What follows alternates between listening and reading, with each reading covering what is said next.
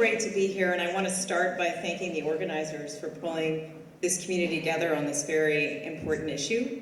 I'm joined here by a wonderful group of colleagues that are hard at work and are representing this community, and we're the first to listen to their community members and raise the alarm about what was happening with respect to extortion. So maybe if you could just stand up, all the Surrey MLAs here that are here representing the community, just so we can have you acknowledge.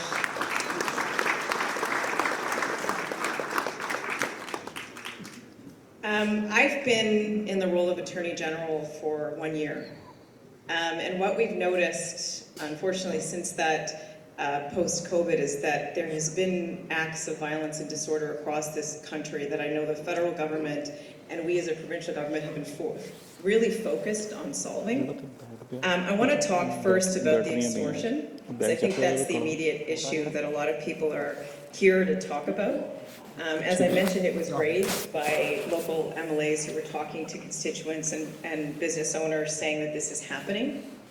Since then, I know Minister Farnworth and his ministry, and I want to acknowledge Brian Sims here, who's in our ministry and our government the top in terms of policing, which is the level of seriousness that we've taken in this issue as a provincial government.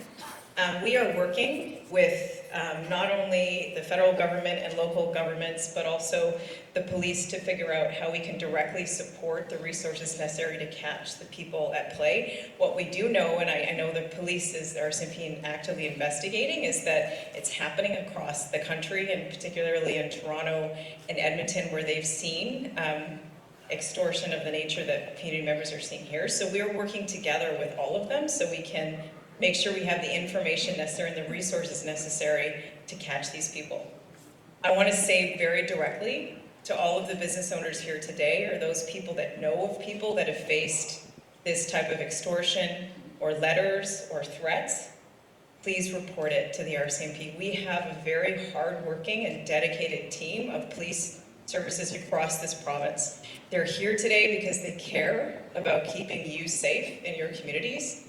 They need to hear from you. They need to know what you're hearing.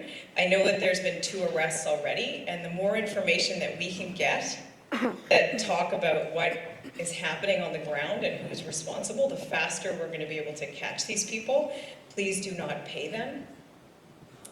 I want to make sure that you send that message to everybody that you know that's facing this. We're going to solve this together.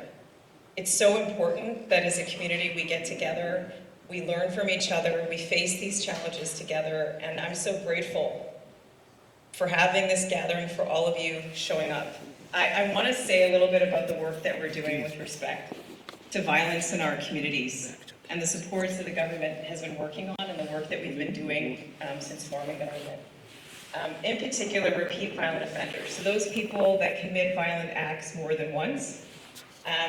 We know that we needed to be dedicated resources that were focused on this team, or this group of people. So we set up a repeat violent offender initiative. So there are 12 hubs across this province, including one in this city, where it involves police officers, correction officers, probation officers that have a list before them of the most violent offenders in this province that have been causing harm to community members, unfortunately, and we need to focus on them. So they've been operating, we got it started very quickly. They've been operating for a few months now.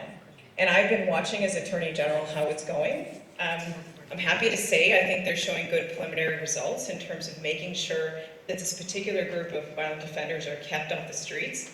We have more work to do and we'll continue to expand and grow that program.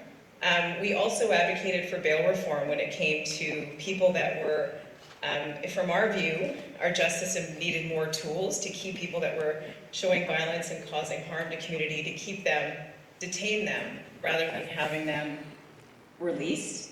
Happy to know that the federal government passed that. So as of January 4th, our justice system has better tools when it comes to repeat violent offenders and keeping them locked up, which is an important step in all the work that we have to do to keep communities safe.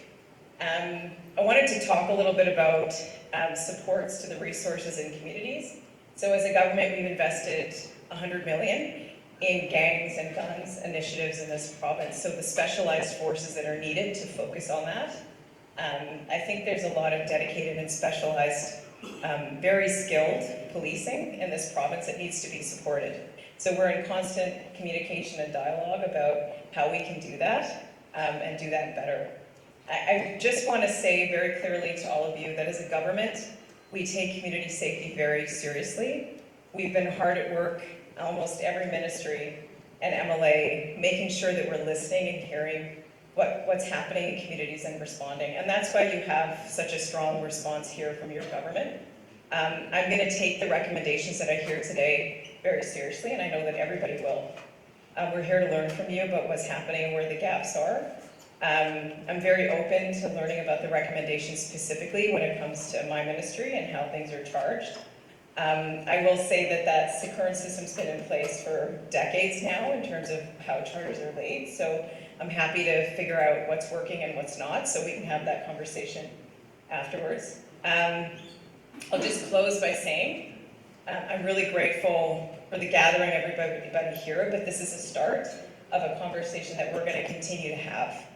We'll continue to work together to make sure that everybody feels safe, everybody feels like they can report key information to the RCMP and the police that's serving their community. We need to work together to go after these people.